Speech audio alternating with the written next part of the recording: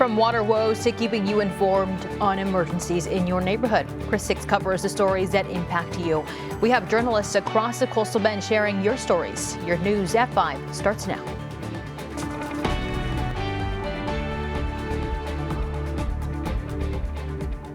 Well, thank you for joining us. I'm Clara Benitez Cortez. We have much to get to tonight, but first, City Council is back and the water situation is front and center. Leaders are getting a sobering update on just how tight supplies have become. Lake Texana is already lower than it was this time last year. Projections show levels could drop to around 50% by spring.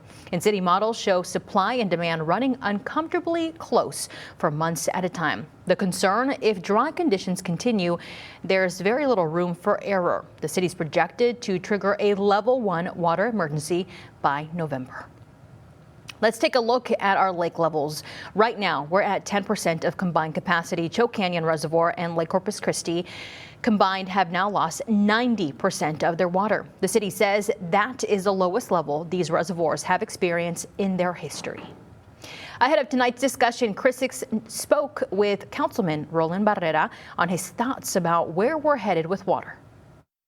We've expanded Mary Roads pipeline to increase the flow of that. However, now Lake Texana is being depleted at a rate that it never has before because now we've been pulling from that resource. So yeah, there's cause to be concerned.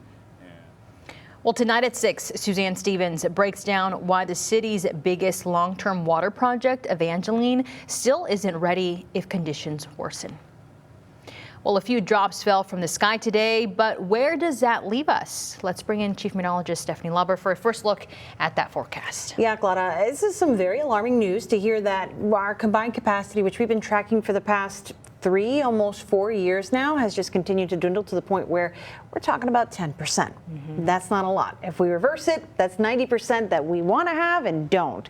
So as we take in the view outside, gloomy skies have offered just a few drops out there, but I wanted to bring into attention where we get our water from. So when we're talking about 10%, we are talking about our western reservoirs, what is normally our main source of water, but according to the city is not right now because we just don't have a whole lot of it. So we're talking about Lake Corpus Christi and Choke Canyon here, what is generally west of Corpus Christi. Choke Canyon was the first to really see those percentages drop, followed by Lake Corpus Christi, but Choke Canyon is bigger than Lake Corpus Christi, almost twice the size. But we also get water coming down the Mary Roads pipeline. In case you didn't know where that's coming from, that is coming from Lake Texana, and way off into the screen, the Lower Colorado River Authority does give us some water from the Colorado River down the Mary Roads pipeline. According to the city, that's now 65% of the water that we're getting. So yes, this is alarming news, but even though we didn't pick up a whole lot of rainfall today, I'll tell you why some of those raindrops are really helping us more than you might think coming up in your forecast and whether we have any more on the way. All right, Steph, thanks.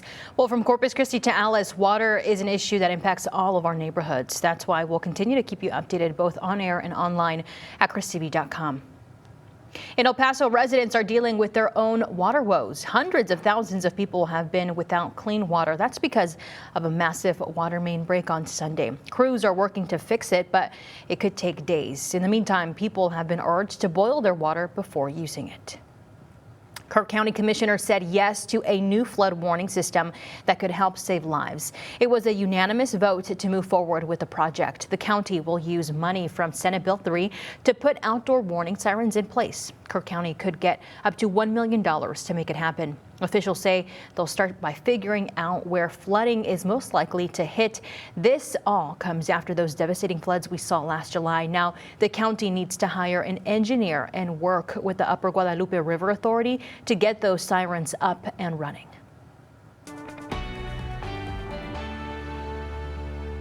It was the 7th day for the trial for former Uvalde school resource officer Adrian Gonzalez. He's being charged with 29 counts of child endangerment and abandonment in connection to the deadly school shooting at Robb Elementary. Today was the first time we heard from Gonzalez. It was in a video statement he made to a Texas Ranger after the shooting. Before the video was played, tensions were high in the courtroom after an outburst from a family member. Thank you very much. You know who went into the fatal funnel? My sister went into the fatal funnel. Ma'am, Did she need Did she need a key? Why you need a key? Ma'am, go ahead and have a Wasn't it seat. locked? Y'all are saying that she didn't lock her door. She went into the fatal funnel. She did it. Not you. Okay, ladies and gentlemen, I'm asking you to disregard the outburst. I forewarn these folks, if they do that, there's not going to be any warnings. They're going to be removed for the rest of the trial. That's unfortunate, very unfortunate. The trial will continue tomorrow at 9 a.m. I'm Melissa Trevino, your neighborhood news reporter in Alice. The Alice Police Department is rolling out a new system called VersaTerm. It's meant to improve communication between the department and those who call 911.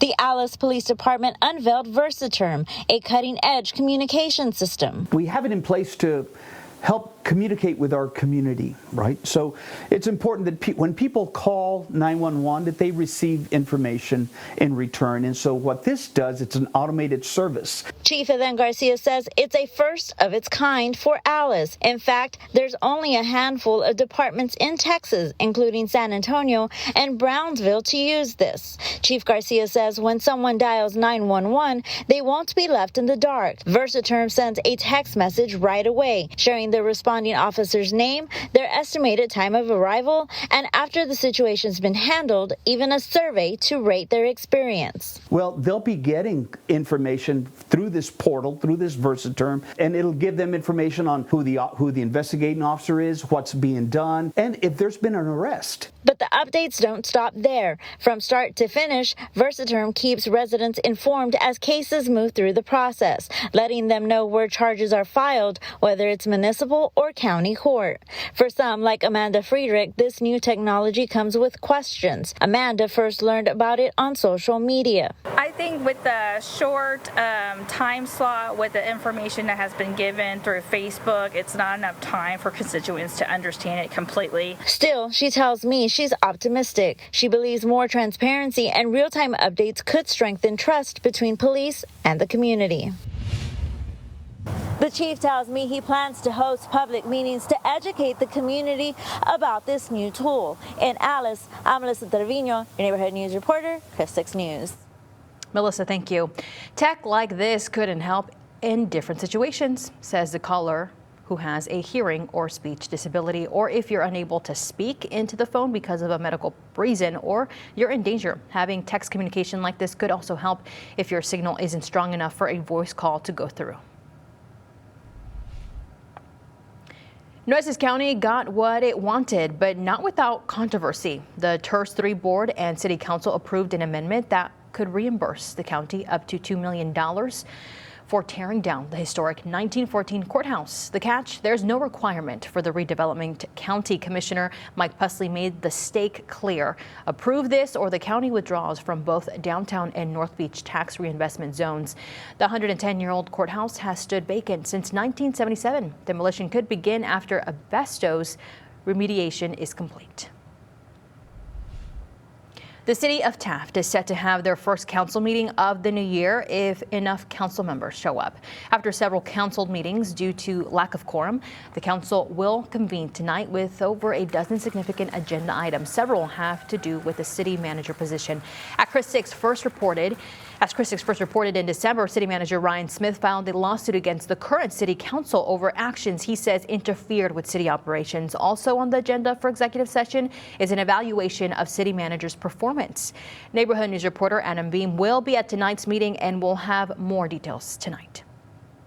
We have some sad news to report tonight. Civil rights hero Claudette Colvin has died. We shared Claudette's story with you back in March of 2024. At just 15 years old, she courageously refused to give up her seat on a segregated Montgomery bus. Her brave stand came months before Rosa Parks' famous protests. Colvin's defiance helped spark the lawsuit that ended bus segregation in Montgomery forever. Claudette had retired here in the Coastal Bend. She was 86 years old.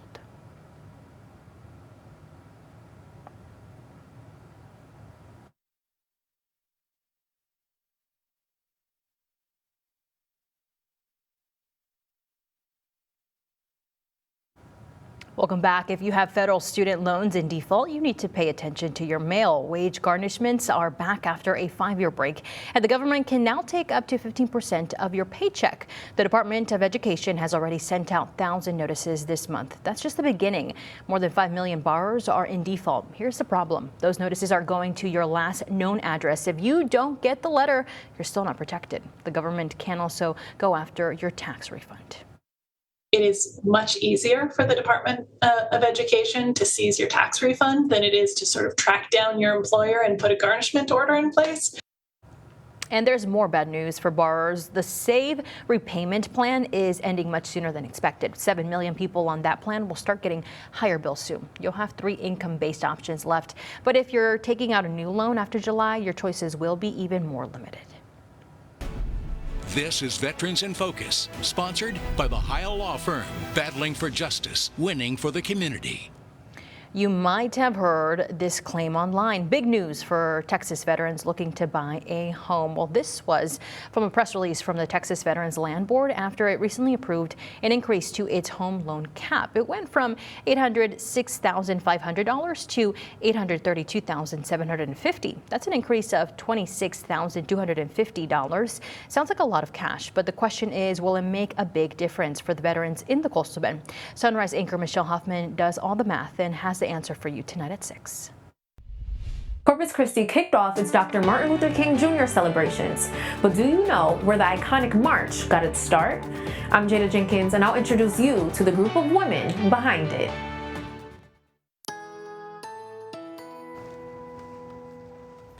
Hey there, here's a look at the radar over the past couple of hours. So, you might look at this and say, where was all that rain? I didn't see any of it. I got a couple of drops. And you know what? You'd be right. Many of us are saying that because this rain hasn't really been as impressive as it looks on our radar. There's a reason for that. Most of this rainfall, as grand as it may seem on the radar here, several thousand feet above our heads. And what are we dealing with here? Generally dry air. So along that travel from way up there to way down here, there's a lot fewer raindrops by the time they actually get to the ground. But I personally witnessed some rainfall today. It wasn't a whole lot, but I heard it before I saw it. So that's something to celebrate. And just to give us a little silver lining in all of this, seeing even just these little bit of drops, the cloudy, gloomy day, does help us when it comes to our water situation because it kind of slows the process of evaporation at our reservoirs. So there is a benefit to that. But if you just weren't over the whole promise of rain that looked more promising than it actually was, well, we warned you. And we also warned you the sunshine's coming back. So we'll look forward to that as we head on into the middle of the week, your Wednesday tomorrow.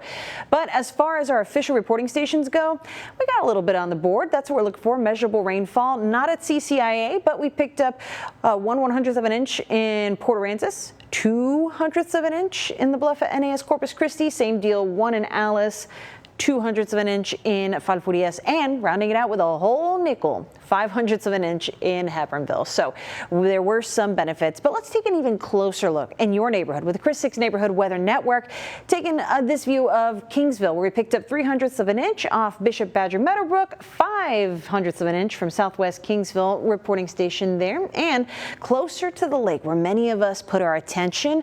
This is where we get a little bit more hope. We're seeing almost 1/10 of an inch off County Road 364, 4/100ths of an inch from County Road 370. And again, this is not a lot. We're in the dry season. The goal here is measurable rainfall, and it seems like we were able to do that in a couple of neighborhoods today, especially when it's around the reservoir. That's an A+. We could be doing a lot better, but we could be doing a lot worse. And I think we've seen that over the past couple of years. So we'll stay positive. But the system that was giving us this rainfall now moving away, and it's going to be taking the clouds with it as we head into the overnight. By then, you may say it doesn't really matter, the sun's gone, but when we don't have clouds at night, there's no blanket for us, and all the warmth that we had today, all 60-something degrees of it, also escapes, radiating back to space. So that high pressure that's starting to move in and kick out the clouds means we are going to be chilly as we head on into the overnight. We're also waiting for a cold front to appear as we head into tomorrow. It's going to be very weak, but it will help keep things sunny, which means tomorrow we'll get to the 70s. I think that's something to look forward to. Don't get too used to it, though. We're kind of flip-flopping with our temperatures because we're kind of in between weather systems. A bunch of little players coming together means we're going to be focusing on the temperatures more than anything as we head into the next about 3 or 4 days. And then as we head into next week with the holiday Monday coming up for MLK, looks like we could be looking at our next system to bring us some rainfall. It's still a couple days out, so we're going to watch cautiously, but the temperatures will be the focus because we're going to see a little bit of that flip-flopping in temperature over the next couple of days before things warm up. So to put it all together, here's a look at your 7-day forecast in Corpus Christi. We're breaking out the sunshine, 77 for the high on Wednesday. As Corpus Christi kicks off its Dr. Martin Luther King Jr. festivities, I'm your neighborhood news reporter, Jada Jenkins, taking you back decades before the march was city-backed. It all started with the local chapter of the Women of Delta Sigma Theta Sorority Incorporated. Delta Sigma Theta Sorority Incorporated was founded in 1913 with a mission to uplift the Black community. Since then, more than 350,000 women worldwide have joined the sisterhood to create lasting change, including myself. Yes, these are videos of my line sisters and I in college.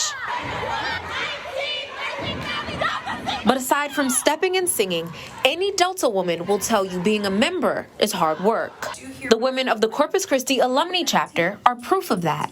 We were really founded on the basis of creating and affecting change. Nikila Pradier, chapter president, tells me it's the hunger for change that is why her sisters created this march 40 years ago, with the city becoming a partner later on. From there, it pretty much blossomed into a program that was sort of owned by our sorority.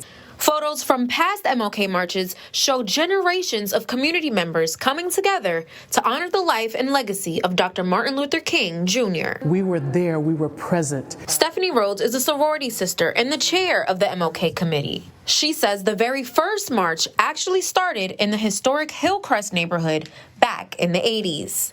Now it's continued to grow. Working with the county and the city, that's big. She says the march is open to everyone. But we're also uniting and doing things in a nonviolent way. And sorority members say receiving a city proclamation on January 13th, Delta Sigma Theta's Founders Day, made the moment feel especially meaningful. Looking at the time that we're in today, it's a mission that is possible. For members of Delta Sigma Theta Sorority Incorporated, Dr. MLK's dream isn't just celebrated one day, it's a lifetime commitment. The 40th annual march is set for noon on January 19th at the Nueces County Courthouse. In Corpus Christi, I'm your neighborhood news reporter, Jada Jenkins, Chris 6 News. Jada, thank you. The Nueces County Junior Livestock Show continues this week. Some of its students participating are having to balance their grades and their competitions. That's why a group of students created this study shed. It's the first time participants in the livestock show have a space like this. Neighborhood news reporter Stephanie Molina spoke with one of the organizers about why this is important for students.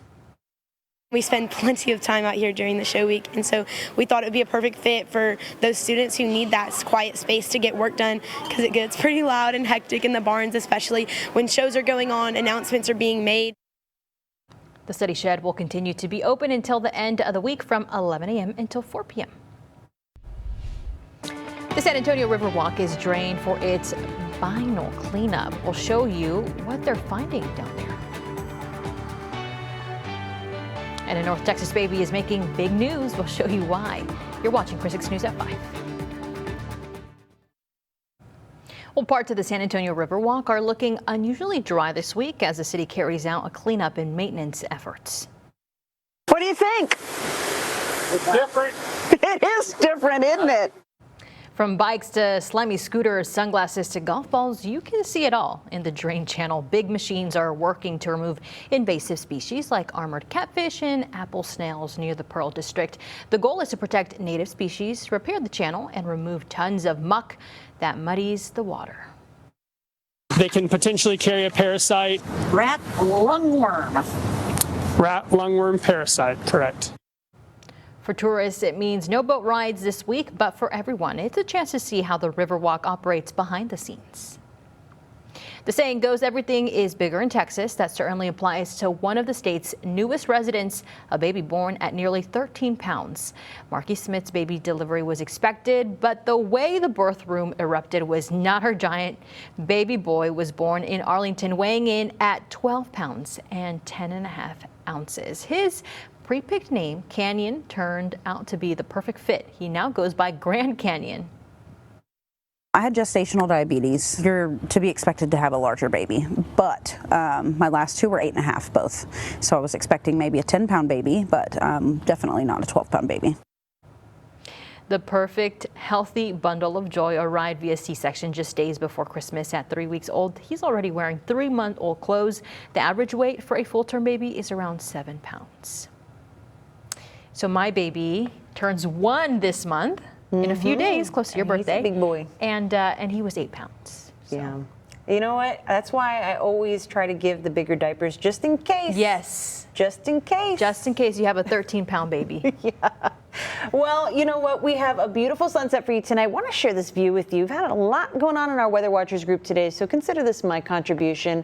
Sun's coming out tonight. That means lots of sunshine for tomorrow. So here's a look at that 7-day forecast. If you missed them, the 70s are back. 77 for the high tomorrow, and just a little breezy too.